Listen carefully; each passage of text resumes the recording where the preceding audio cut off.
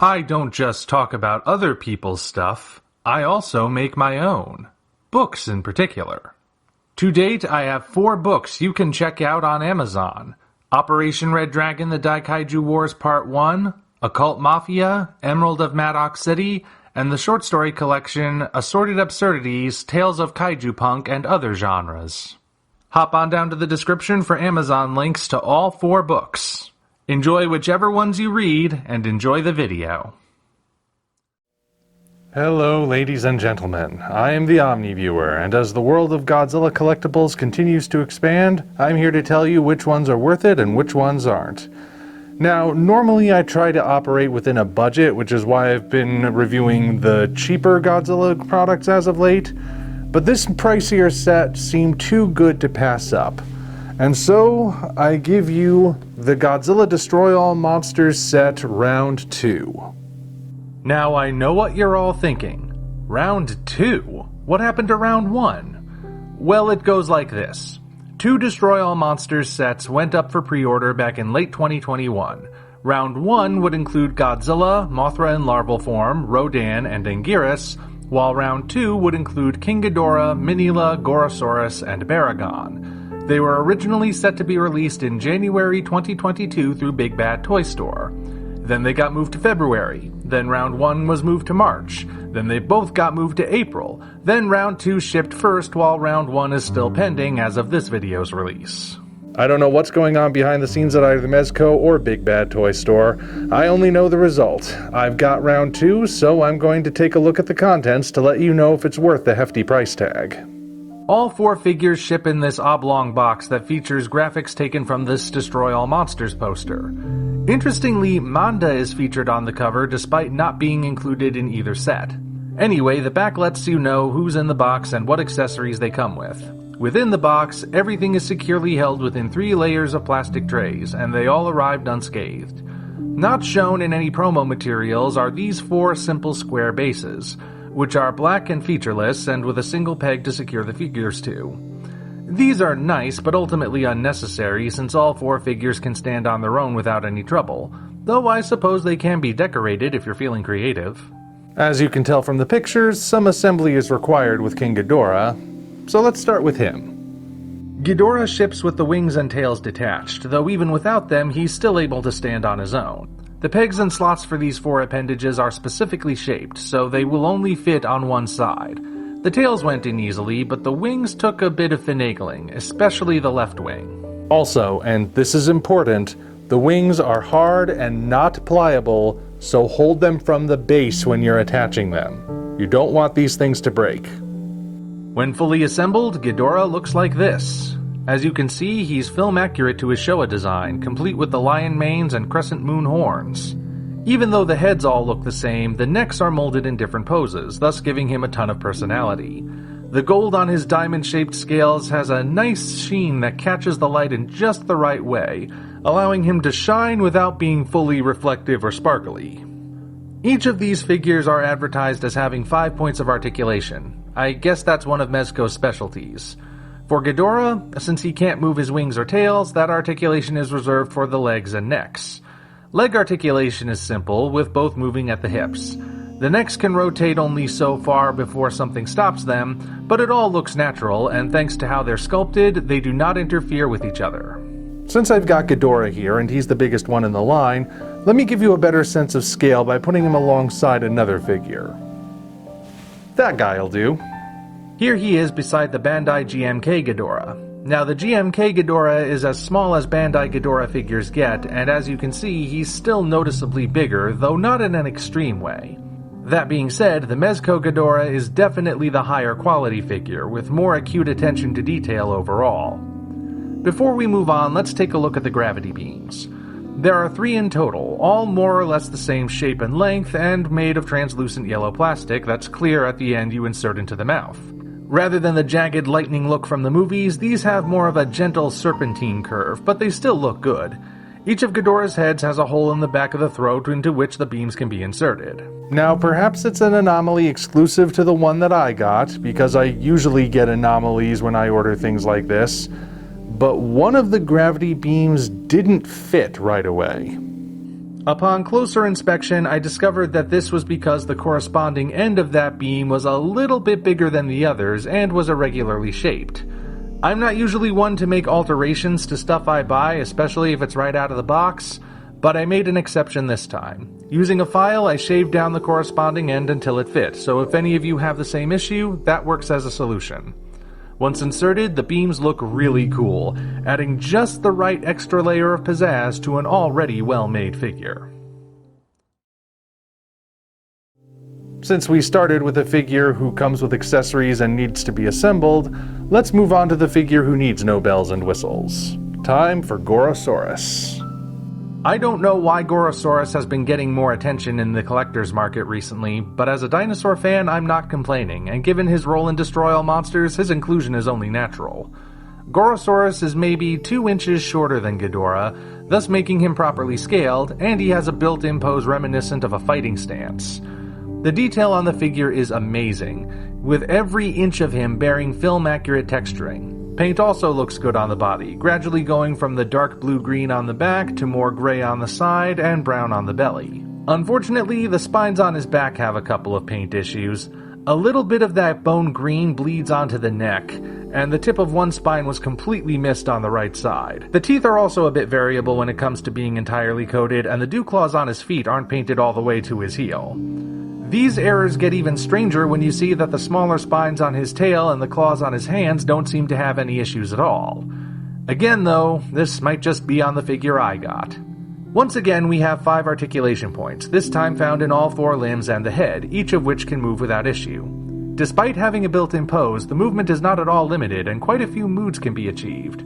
However, since the legs attach at an angle, he won't be able to stand flat if you move them both forward at the same time. In fact, they're on the verge of not being totally flat when neutral.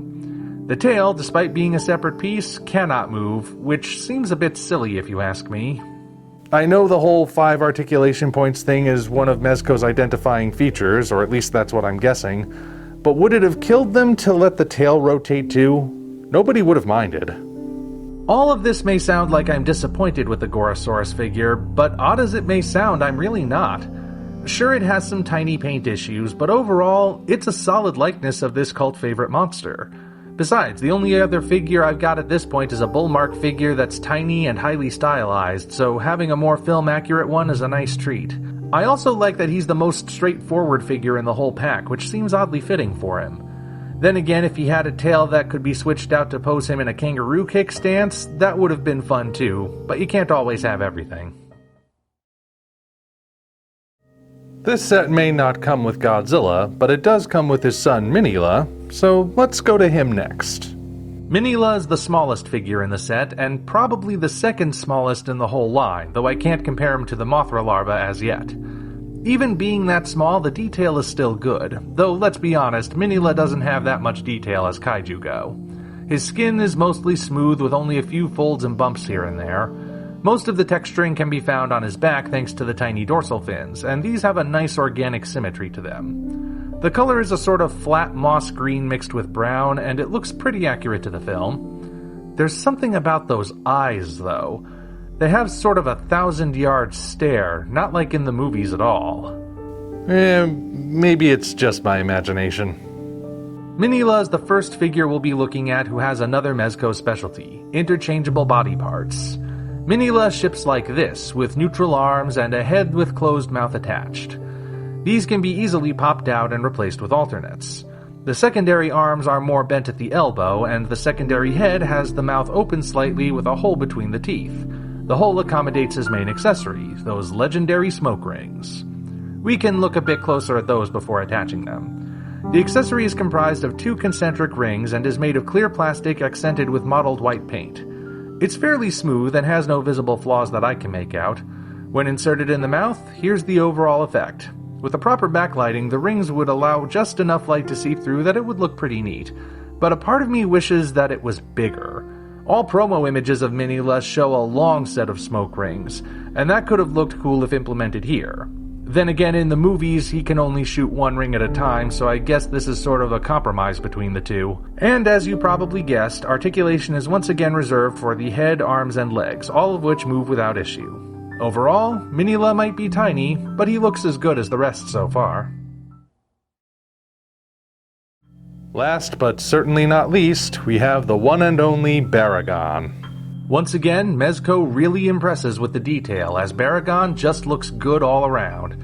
Thanks to his ears, he stands just a tiny bit taller than Gorosaurus, making him the second tallest figure in the set. Attention to detail with the overall sculpt is very impressive, and although the dark brown tones don't quite match with the more grayish-brown color he has in the movies, they still suit him well. The only paint issue is that his primary head has a few tiny specks where the white used for his eyes dripped onto his face, especially noticeable on the left side. It's the only issue I can spot, and again, it might be exclusive to the one I got. Stuff like that usually happens to me. Like Minila, Baragon comes with interchangeable body parts, but his drastically alter his appearance. He ships in this upright stance, with humanoid legs and the head positioned accordingly. The ears on this head stick straight out to the sides, and the mouth is just barely open. However, Baragon is most commonly seen in a quadrupedal crawling pose, for which these hind legs and this head are included. The alternate legs are pretty solid, and even include holes so he can be secured to the stand. You can even make it look like he's rearing up when you do that. The alternate head, meanwhile, has a more open mouth and the ears angled backward, making him look a bit more aggressive. Oh, and no paint issues on it either. Since his arms can't be switched out, he can't achieve a full quadruped stance. Instead, it looks like he's resting on his fingertips unless you have him rearing up. Alas, Baragon does not come with his signature orange heat ray, but then again, I just count it as lucky that we got him at all. Now, like I said earlier, this is a more expensive set than I usually cover on the channel. The price is still in the double digits, but it's high double digits, and for figures that are smaller than the Playmates or Bandai figures you can get for cheaper. So the real question is whether or not this set is worth that heftier price tag. Like I said, I found a few paint issues on the set I got, though they're relatively minor. Beyond those issues, the quality of these figures are top-notch, and when displayed together they look darn good. When you break the price of the set down, you're paying roughly the same amount you might get on 4 Bandai figures direct from Japan, but with the detail being more comparable to the X Plus statues, which are bigger but way more expensive than this set. With that in mind, this is actually a pretty good price for the quality. In conclusion, I'd say round 2 is good, even with its minor flaws. And now I'm looking forward to round 1 and completing the set. Really does still feel like I'm saying that backwards, but what can you do? Anyway, bottom line, this set gets the stamp of approval from me. Until such time as we meet again, this is the Omni Viewer signing off.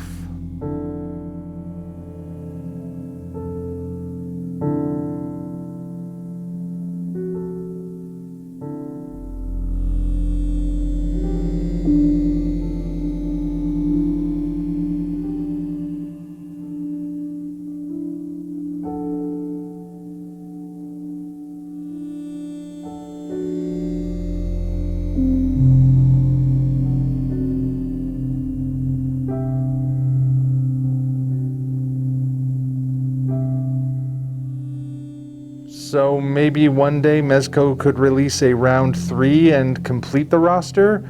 Kumonga, Manda, Varen, and I don't know, the SY3 perhaps to round things out? Just putting that out there. Congratulations, you reached the end. If you enjoyed this video, you might want to consider supporting us on Patreon. Of course, the other way to support us is to go to Amazon and check out our books, Operation Red Dragon, The Kaiju Wars Part 1, The Occult Mafia, Emerald of Maddox City, and Assorted Absurdities, Tales of Kaiju Punk and Other Genres. Also check the description for links to DeviantArt and other platforms we operate.